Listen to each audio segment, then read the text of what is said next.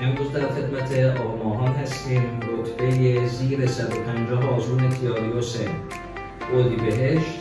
هم خواستیم یه صحبت دوستانه داشته باشیم باهاشون، همین که یه کمکی باشه که برای کسایی که تازه میخوان این مسیر رو شروع کنن بتونن که منابع درستی رو انتخاب کنن، مجموعه‌های درستی رو انتخاب کنن و در کل یه کمکی کرده باشیم.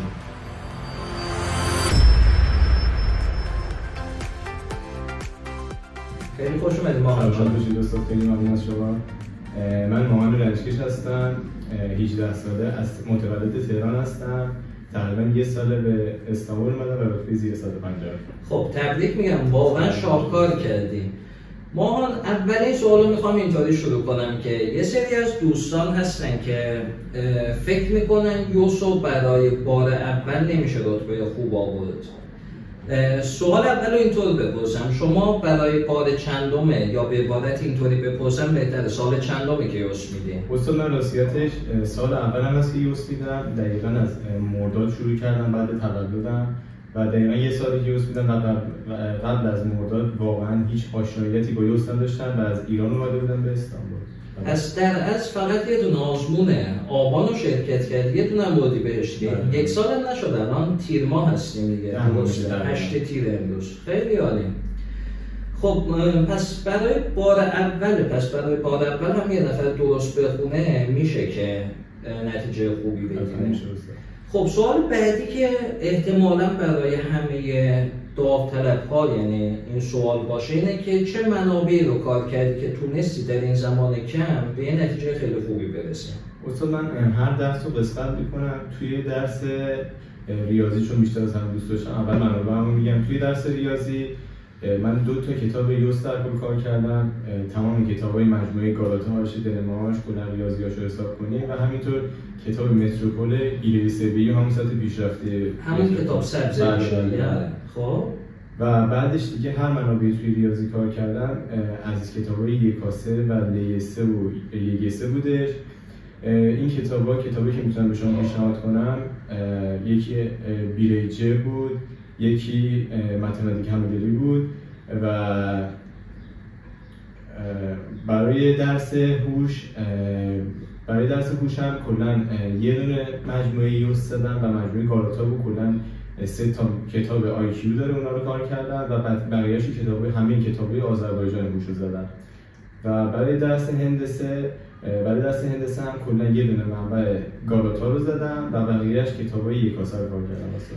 خیلی عالی، تبریک میگم. البته این نکته من اهمیتش رو بگم که رتبه ماها خیلی پایین‌تر از این حرف هست، ولی به خاطر اهمیت انتخابش ما نمیتونیم رتبه دقیق بگیم.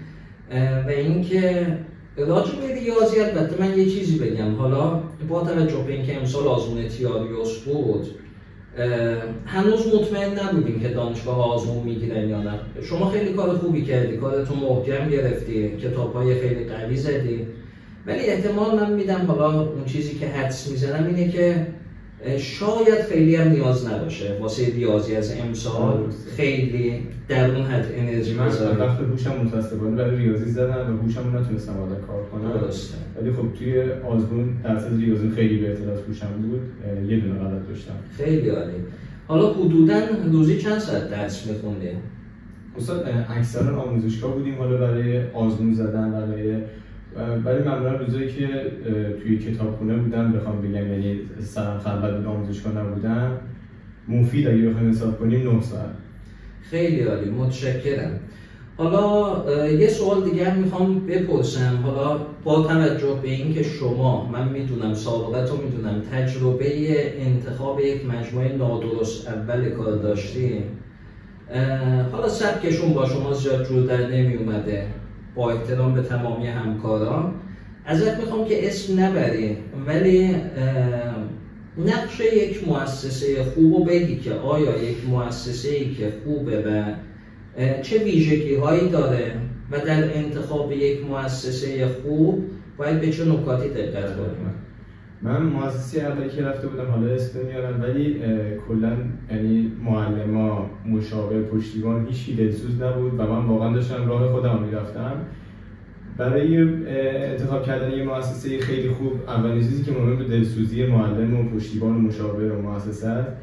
بعدش برنامه‌ریزی‌هایی که انجام میدن و اون نظارتی که روی شما دارن. مثلا مؤسسه قبلی من هیچ نظارتی واقعا نداشتن و آزمونای حالا تک و توک، اما مؤسسه آتاکام یه نظارت خیلی خوبی روی ما داشتن، همیشه ما رو چک می‌کردن، پشتیبانی خیلی خوب. واقعا از استاد ثابتی خیلی تشکر می‌کنم، خیلی تیمی رو به من کمک کردن. و به نظر من که اگه بچه‌ها بخوان این مؤسسه رو انتخاب کنن، یه چیزی که یه عاملی که خیلی مهمه، شما دقت نکنید که مثلا یه مؤسسه یه دونه رتبه خیلی خوب داده، اون یه دونه رتبه خیلی خوب کار خود طرف بوده. بعد ببینید که در مجموع چند تا رتبه خیلی خوب میده، مثلا 20 تا رتبه 20 تا پزشکی خیلی خوب در میاد ازش، یعنی اون مؤسسه کارش خوب بوده که تونسته همه بچه‌ها رو پشتیبانی کنه. وگرنه یکی خودکام باشه، اون یه نفر استثنا، واقعا کار مؤسسه نیست استاد. درسته، منم قبول دارم اینو. حالا در تکمیل گفته‌های شما منم اینو بگم، با توجه به تجربه 14 ساله‌ای که دارم تو این زمینه، در تکمیل گفته‌های ماهان میتونم اینو بگم که ما باید به چند تا چیز دقت کنیم. آیا یک مجموعه هر هفته آزمون آزمایشی میگیره؟ چون خیلی مهمه. شما اصل قضیه اینه که بتونی هر هفته آزمون آزمایشی بدی، کارنامه صادر بشه، ردبندی صادر بشه، برنامه‌ریزی داشته باشه، برای هر ماه برنامه‌ریزی داشته باشه. مثلا ما اینجا داشتیم ماه آخر علنا فقط داشتیم ما آزمون کار میکردیم، تدریسامون رو خیلی زودتر تموم کرده بودیم. حالا یه سوال دیگه هم بپرسم ازت، یه سری از دوستان هم میپرسن که آیا این مسیر رو میشه به شکل خودخوان رفت یا نه؟ اصلا این سوال باز خیلی بستگی داره، ولی به شکل خودخوان رفتن تو این مسیر به نظر من خیلی سخته، خصوصا کسی که عقب ایوس آشناییت نداره، یعنی وارد این فضای ایوس میشه. چون که معمولا من حالا خودم از تهران هستم، یعنی حتی زبان ترکی رو اصلا مسلط نبودم، به کتابا و اینا رو هیچ جوری نمیتونستم مسلط بشم و به خاطر همین یه دونه آموزشگاه خیلی میتونه به آدم کمک کنه که این مسئله آشناییت پیدا کنه. مخصوصا کسایی که از سایر حالا مناطق ما علومیه تبریز اینا اکثرا چون آذری زبان هستن یه مقدار کارشون راحت تره، ولی در کل خب از سایر نقاط کشور یه مقدار یه راهنمای خوب میتونه خیلی کمک شایانی بکنه. حالا به هر حال خیلی ممنونم ازت که امروز وقت گذاشتی. امیدوارم این صحبت هامون بتونه به داوطلب‌ها، به کسایی که میخوان تازه شروع کنن یه کمک خوبی بکنه. واسه شما هم در ادامه مسیر آرزوی موفقیت میکنم. خیلی خوشحالیم که همچین رتبه آوردی و انشالله که ادامه موفقیتات هم خواهیم دید. خیلی ممنون از